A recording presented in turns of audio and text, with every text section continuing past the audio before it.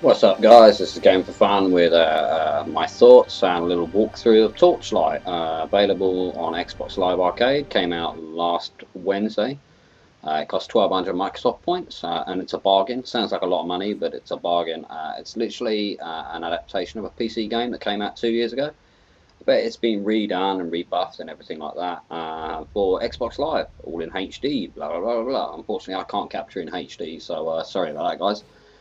Anyway, so yeah, you get three types of character class that I was just showing there that you can pick from. Your standard, like, your mage, your rogue, and your destroyer.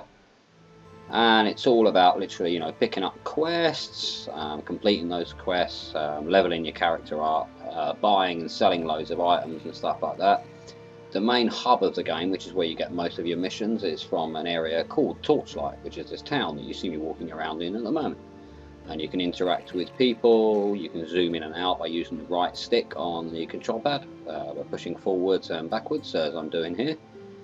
So yeah, it's all good. That glowing object you see there is an item called Pet.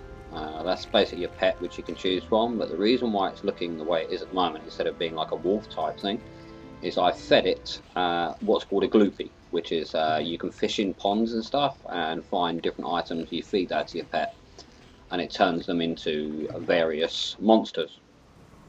And as I say, you pick up random quests as well, as opposed to just your standard plot quest, which there is, which I'm not going to go into because I don't want to ruin anything for anybody that hasn't played the game.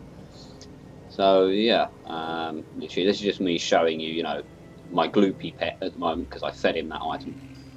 Now the game revolves around a lot of inventory. And when I say a lot, I mean a lot. And the really great thing about the inventory in this game is all of the drops you get, like in any standard game whereby you go around, you loot enemies and pick up gold and stuff like that, it's always random.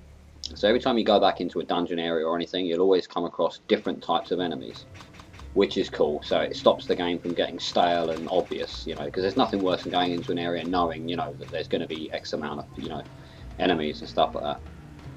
So what I'm showing you here is the weapons and how you compare them. So literally it tells you on the right hand side what each weapon does. It'll also tell you whether you've actually reached the requirement to fulfill that. So yeah, you have to, like for instance, you have to have like, I don't know, like 30 mana, for instance, to use a weapon if it's a magical weapon, or you might need to be like level 16. As I say, it's just standard RPG kind of thing. You have to meet the requirements to actually use that weapon. So that's good. So there's always something to work towards as well. What I'm going to show you next is a really amazing part of the game.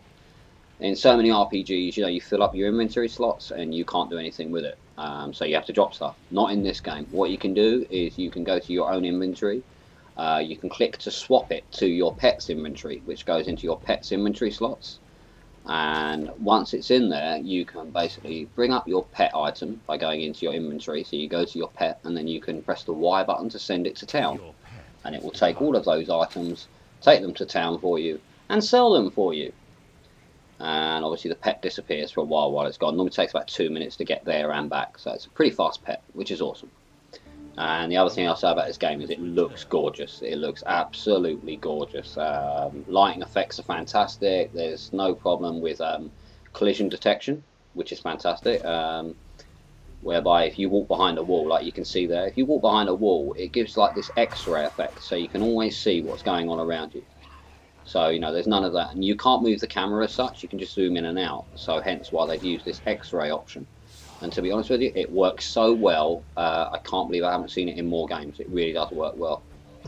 As for attacks and stuff like that, they are standard fare. X button does your standard slash, or if you're using a bow, it fires the bow. Left trigger is where you can map magic skills to. So like for instance here at the moment I'm using basically the lightning attack with my left trigger. And the right trigger you can also map another skill to, which could be anything from whatever magic items you've got unlocked, which you unlock by progressing through the levels of your characters, that is, which is all good. And top left and right of the screen you see my health balls. You literally pick up health potions all the time, and to always activate those just press the LB button, or if it's to replace your mana, your magic, it's the RB button. And here we are back in the town, and in the town you can visit merchants which will upgrade your weapons or enchant them. There is a chance that they disenchant them, so you know you could end up having a really good weapon and disenchanting it, but you can just keep clicking on the enchant to try and, you know, get it better.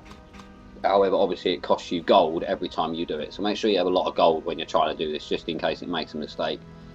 And then you've got the option with any spells you've picked up, you can actually cast them on your pet.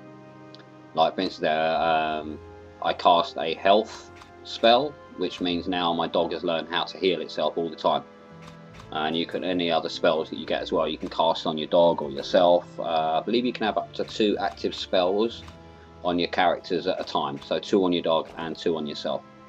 And trust me, later on in the game, not giving too much away, you need those spells because the enemies just get ridiculously tough. I say I haven't uploaded anything that's giving any too much away. This is just a general, give you guys a general idea of what I think of the game and whether I think, you know, it's worthy of a purchase, which I really do think it's worthy of a purchase. This is me back in the dungeon area, just running around and stuff. When I first came to this area when I was level 1, it wasn't difficult, but you know, it was more challenging. But now, because I'm like level 11, I'm just kind of like battering everything. Yeah, the move you see me do there is by pressing the B button, which is what I've mapped to the B button, so it gives like a charged attack. So it just runs through everything. So there you go, guys. That's my thoughts on Torchlight for Xbox Live Arcade, 1200 Microsoft points. Check it out.